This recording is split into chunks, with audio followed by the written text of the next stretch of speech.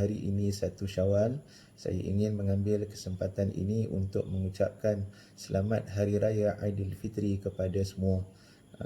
Kepada sahabat-sahabat yang dirahmati Allah sekalian, sempena dengan hari yang penuh mulia, hari yang penuh keberkatan ini, ingin saya berkongsi beberapa perkara berkaitan dengan sambutan Aidilfitri pada 1 Syawal.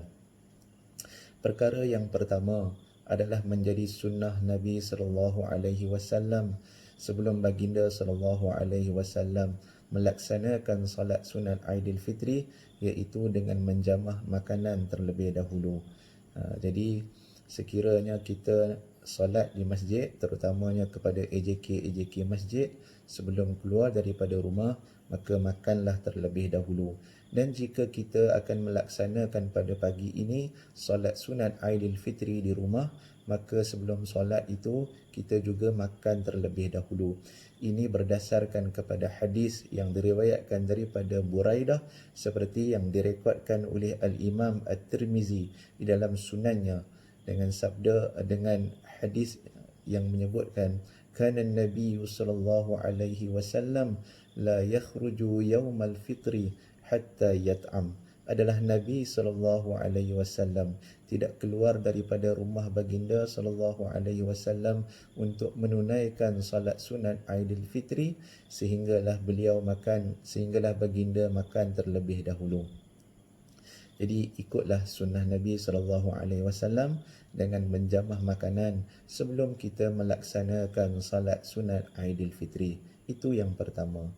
Yang keduanya, pada pagi 1 Syawal, sebelum kita isikan hari kita dengan hiburan, contohnya mendengar lagu-lagu raya, maka yang lebih afdal pada pagi 1 Syawal untuk kita bertakbir kepada Allah, memuji kebesaran Allah, mengagungkan Allah Subhanahu wa taala. Bab nak dengar lagu dan sebagainya, insya-Allah selepas daripada sembahyang raya kita boleh dengar lagu raya puas-puas. Tetapi sebelum daripada kita melaksanakan salat sunat Aidilfitri, maka hendaklah kita bertakbir. Kalau kita baca dalam surah Al-Baqarah ayat 185, Allah Subhanahu wa taala menyebutkan, walitukmilul iddata walitukabbirullaha ala ma hadakum wala'allakum tashkurun. Semoga ataupun supaya mereka menyempurnakan bilangan hari berpuasa pada bulan Ramadan, supaya mereka bertakbir, yakni memuji kebesaran Allah Subhanahu wa taala terhadap petunjuk yang diberikan kepada mereka, dan supaya mereka bersyukur kepada Allah Subhanahu wa taala. Maka pada pagi hari raya hendaklah kita bertakbir. Tak kisahlah sama ada kita salat di masjid ataupun kita salat di rumah, maka bertakbirlah. Kalau lagu takbir tu tak berapa nak sedap, tidak mengapa. Yang penting kita bertakbir, memuji kebesaran dan keagungan Allah Subhanahu wa taala. Kemudian yang ketiga, selepas daripada kita melaksanakan salat sunat Aidilfitri bersama dengan ahli keluarga di rumah, maka kalau ada siapa-siapa yang nak berhibur, kerana hari raya ini adalah hari di mana Nabi SAW menyuruh umatnya untuk bergembira. Hari raya ini bukanlah hari untuk kita meratap, untuk kita menangis dan sebagainya. Maka pada hari raya ini adalah hari untuk kita semua bergembira. Jadi pada hari raya tidak salah jika kita nak menonton televisyen, nak mendengar lagu raya dan sebagainya. Cuma semua benda yang dibenarkan oleh syarak, yang dibenarkan oleh agama, di sana ada had dan juga batasnya. Akan tetapi jika ada di kalangan rakan-rakan yang ingin mengambil pandangan majoriti di kalangan mazhab yang mengatakan bahawasanya muzik itu adalah haram, maka tidak mengapa, maka hormatilah pandangan tersebut. Akan tetapi jika ada yang nak mengambil pandangan minoriti di kalangan para ulama, seperti pandangan Al-Imam Ibn Hazmin dalam kitabnya Al-Muhalla, dan juga pandangan Ibn Al-Arabi dalam kitabnya Ahkamul Quran, yang mengharuskan muzik ataupun hiburan yang tidak membawa kepada maksiat. Itu juga seperti yang disimpulkan oleh Syekh Dr. Yusuf Al-Qardawi dalam kitabnya Al-Halal wal-Haram fil Islam, yakni apa-apa saja bentuk hiburan yang tidak membawa kepada maksiat maka harus ataupun dibenarkan untuk kita melakukan. Tapi kalau siapa yang dia tak nak dengar muzik, dia tak nak tengok televisyen, maka tidak ada masalah. Kemudian yang seterusnya menjadi kita kata satu kelaziman dan adat ketika mana hari raya Aidilfitri, pada hari raya yang pertama kita lihat ramai ahli keluarga ini yang bermaaf-maafan di antara satu sama lain. Maka ini adalah satu kelaziman yang sangat baik. Walaupun memohon maaf ini tidaklah dikhususkan pada hari raya saja. Jadi memohon maaf dan meminta maaf ini boleh dilakukan pada setiap hari sebenarnya. Tapi tak apa, ini adalah satu kelaziman dan juga adat yang baik. Pada hari raya kita sama-sama memohon kemaafan dan juga memberi kemaafan di antara satu sama lain. Cuma situasi yang biasa kita lihat berkenaan dengan memohon maaf ini ketika mana pada pagi raya adalah situasi di mana anak-anak memohon maaf daripada ibu bapa mereka, situasi di mana isteri memohon maaf kepada suami. Maka bagaimana pula jika suami ada kesalahan terhadap isterinya, dan bagaimana pula jika ibu bapa ada kesalahan terhadap anak-anak mereka? Jadi adakah suami perlu mohon maaf kepada isteri dan adakah ibu bapa kena minta maaf kepada anak-anak? Maka dalam hal ini kita lihat memohon kemaafan itu sesuatu yang dituntut di dalam agama. Tidaklah menjadi hina atau merendahkan martabat seseorang itu apabila mereka memohon maaf.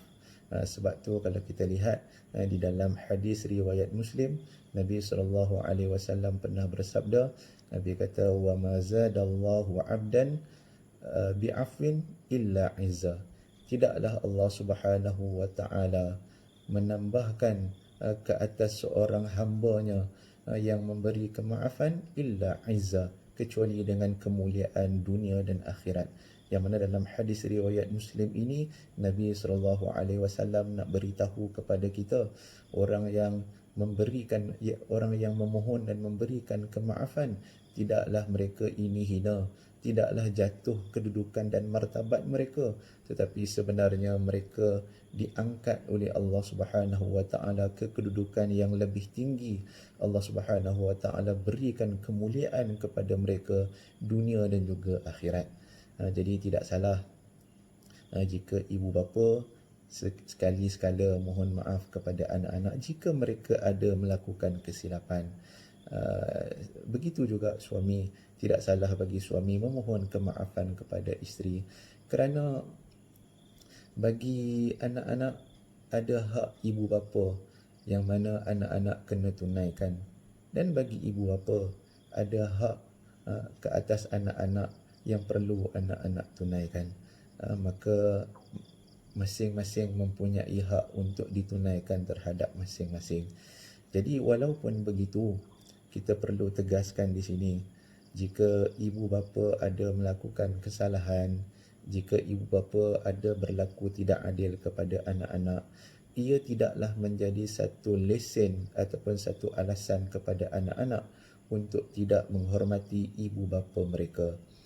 Itu juga bukan patut menjadi alasan untuk anak-anak ini tidak melaksanakan dan menjalankan tanggungjawab mereka kepada ibu bapa mereka. Walaupun ibu bapa mereka melakukan kesalahan, maka ibu bapa akan bertanggungjawab dan akan menjawab hal ini di hadapan Allah Subhanahu wa taala. Dan jika anak-anak juga tidak melaksanakan tuntutan haknya ke atas ibu bapanya, maka mereka juga akan jawab di hadapan Allah Subhanahu wa taala kelak. Maka hormatilah ibu bapa. Dan kadang-kadang apabila orang memohon maaf kepada kita, janganlah kita sombong, janganlah kita belagak pula. Kadang-kadang ada orang yang kawan dia mohon maaf kepada dia, tapi dia tak nak maafkan kawan dia dengan sebab-sebab tertentu. Al-Quran mengatakan dalam surah Al-A'raf, Al-Quran kata qudil afwa, berikan kemaafan kepada orang yang memohon maaf. Maka orang yang beri kemaafan itu Allah Subhanahu Wa Taala beri ganjaran pahala kepadanya, insya-Allah. Jadi disebabkan musim PKP, perintah kawalan pergerakan bersyarat yang ada ketika ini, jika kita tidak dapat balik ke kampung beraya bersama dengan ibu bapa dan juga ahli-ahli keluarga yang lain, maka tidak mengapa, tetapi hendaklah kita menghubungi ibu bapa kita, sama ada kita buat voice call ataupun lebih baik lagi kalau kita boleh buat video call untuk kita mohon kemaafan daripada ibu bapa kita. Kerana memohon kemaafan ibu bapa pada hari raya menjadi sesuatu yang sangat diidamkan oleh ibu bapa. Maksudnya ibu bapa ni dia tunggu je pada hari raya anak-anak dia mohon maaf kepada dia. Jadi sama-samalah kita, walaupun kita jauh daripada kampung dan ibu bapa, tapi jangan lupa untuk menghubungi ibu bapa masing-masing, mohon maaf terhadap semua kesalahan yang kita telah lakukan kepada mereka. Mudah-mudahan insya-Allah segala amalan yang kita lakukan di bulan Ramadan dan selepas daripada bulan Ramadan diberkati dan diterima oleh Allah Subhanahu wa taala. Wallahu taala alam. Assalamualaikum warahmatullahi wabarakatuh.